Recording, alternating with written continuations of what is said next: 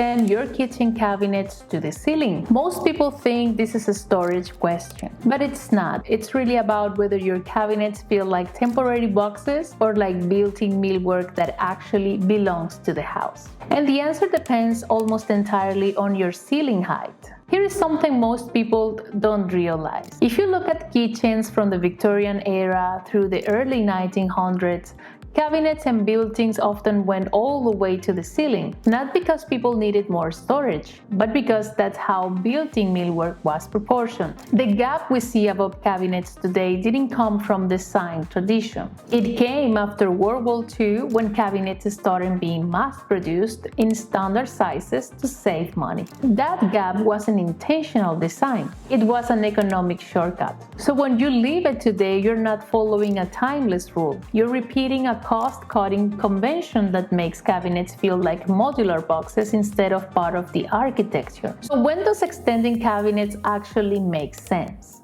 If you have 8 to 9 foot ceilings, the proportions usually work really well. And when I say good proportions, here is what I mean. Nothing feels too tall, too short, or out of scale. The cabinets, the crown molding, and the ceiling all relate to each other comfortably. Here is the critical detail. The crown molding matters. You need properly scaled crown, usually around 4 to 6 inches to transition from cabinet to ceiling. And this isn't decorative trim slapped on top. It's what makes the cabinet feel built in. So what doesn't work is extending cabinets and finish them with thin builder-grade crown. That just looks like stacked boxes.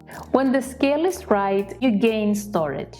That top shelf is for things you use a few times a year, but the real benefit is architectural. The kitchen feels finished and intentional. If you're planning a kitchen renovation in Toronto and want help thinking through proportions and architectural decisions like this, we offer free 15-minute consultations, links in the description.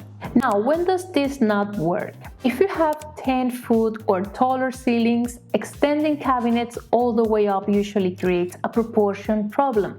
You end up with too much vertical cabinet, the crown looks lost, and the whole thing feels top-heavy. A better solution is to stop cabinets around 9 feet, then bridge to the ceiling with a larger crown molding or a two-tier design.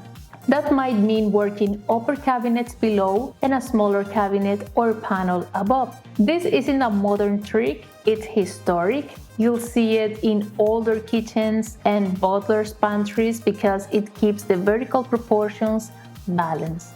On the other end, in small kitchens with low ceilings, going all the way up can make the space feel tight and closed in. Sometimes stopping lower and letting the room breathe is the better choice. Cabinet height is one thing, but construction quality matters just as much. I made another video breaking down the details that separate builder-grade cabinets from custom work.